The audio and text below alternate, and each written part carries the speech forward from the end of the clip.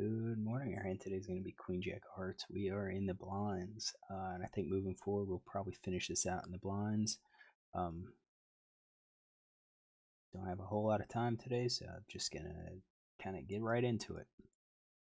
So we've got 3 limps, and it gets back to me, and I just check. So I think our limpers are going to, at least these two, are probably going to be about the same. They're playing about 38%. I think early position we're targeting about 37% or so in terms of the hands that they're going to play. We're going to exclude about 16% of the hands. I think 15-16% is what they're going to raise first in with. So I kind of went through and put together, I started with like 50 some percent, maybe 50%, 52%, and then started taking out hands that I think are raising first in. This includes all these hands. I'm going to have to add back 4s and 5s. I'm going to go with this limping range, and this is going to be the same hand for the second guy. Third guy looks to be looser. I've got 400 hands on him. And I think he's going to basically just play anything that looks reasonable. Still going to have like a raising range for him. And maybe his range, maybe he's not going to raise as much since it's not a raise first in. And maybe that's going to be the other guy too. Maybe we'll do that. We'll add that to him. That's 59%. That's probably super good. Let's tighten this guy up just a little bit too, because I don't normally see a whole lot of guys like raise to isolate. We'll do that. 44. All right, and then mine, all of these hands that are not selected should be isolation hands, but I didn't do that. So you can see that Queen Jack should be an isolation raise. So you can see it all the way down to 7-6.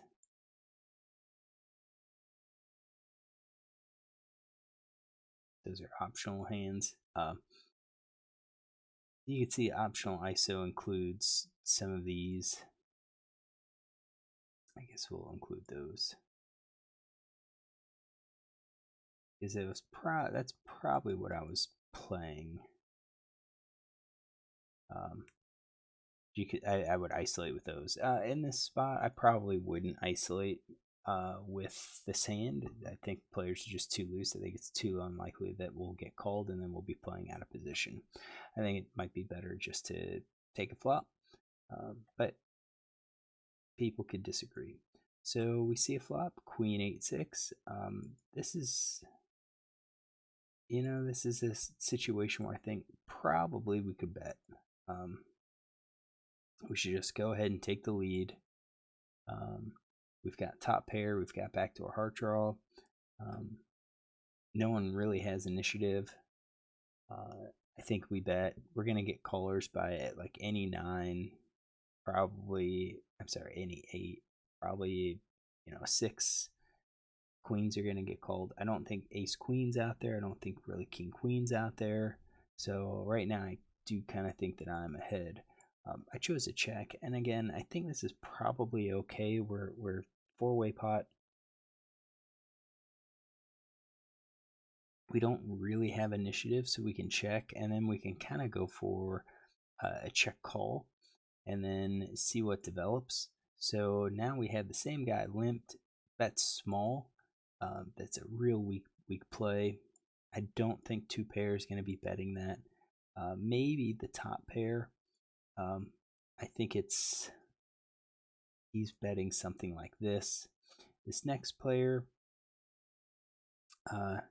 again, I kind of think 2 pair is probably going to raise. We're going to set this for 50%. We're going to give him all of these pairs. I think he'll have like gut shots and stuff. But I think he's going to be a little bit tighter at 53. His fold to c-bet stat's pretty high, you can see.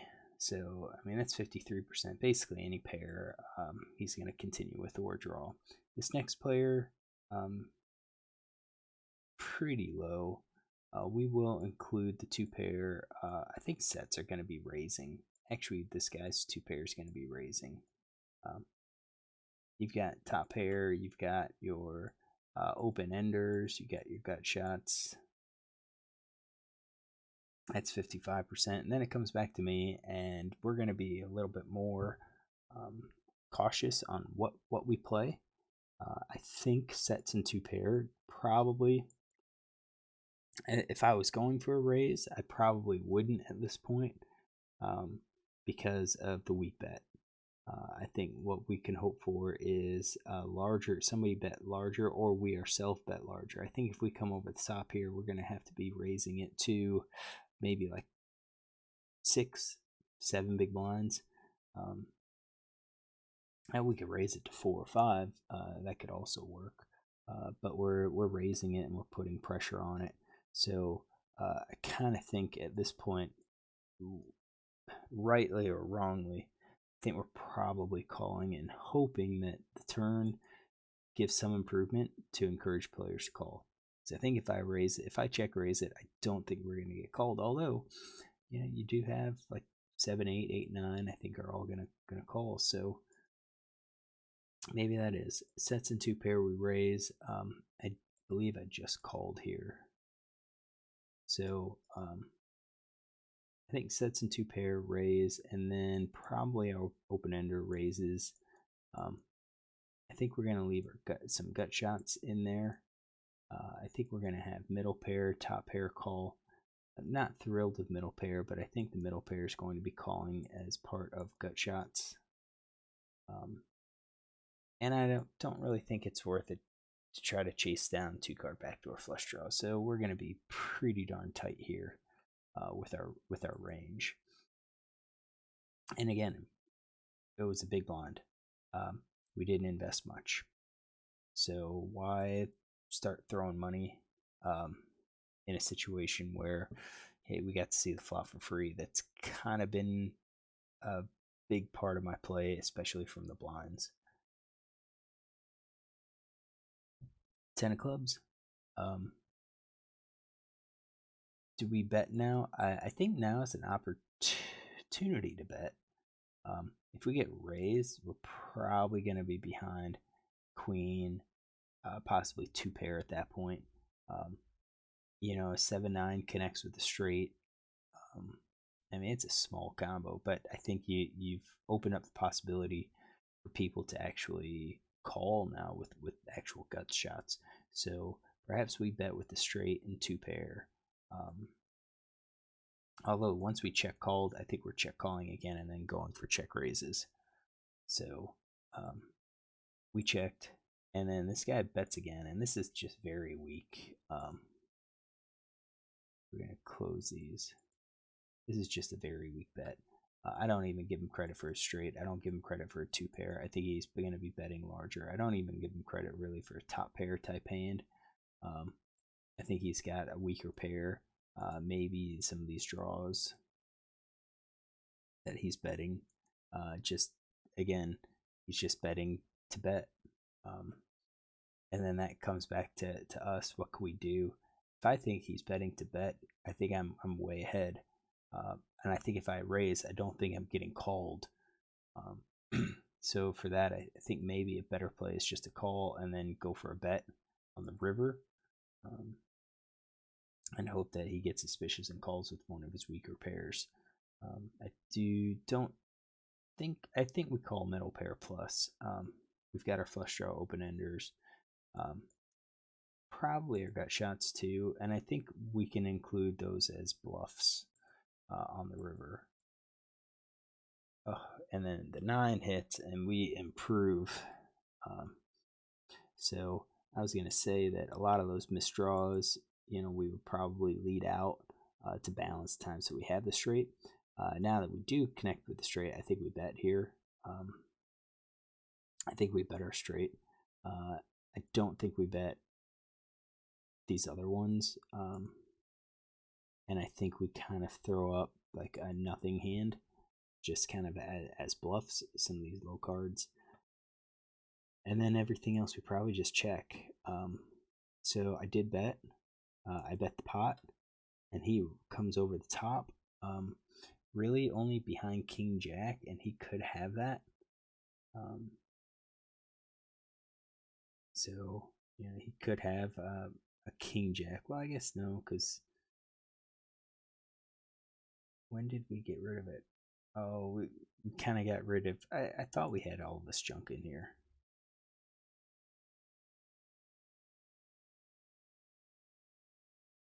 Yeah, he's got no made hand on there, and then 9 of diamonds.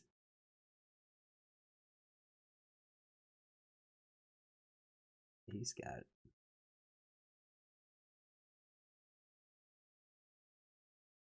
he's got 12 combos total. I think our hand's too good. If he has a King Jack, so be it. But I think he could have a lot of other jacks too for the straight. I think he could have, a 7 for a straight. This sizing just really does look like he's got King Jack. It does. So I did call. I don't think I'm calling all of these. Like, I don't think I'm calling the bottom end of these straights. I think really the only hands that we would call would be those hands that have a jack. Nothing else. So I did call. He shows 8-9 for 2 pair, which was strange. Didn't really expect him to do that with 2 pair. Kind of expect him to do that with just a straight, but he did. So let's take some notes here on how he played it. So I did have loose, donks a lot on the flop, and checks without a hand. So LFI, under the gun, with 9 of hearts, 8 of diamonds. He is out of position for way. Second act. He bets 1 big blind, bets 1 big blind, raised, all in, raised, all in. Don't even.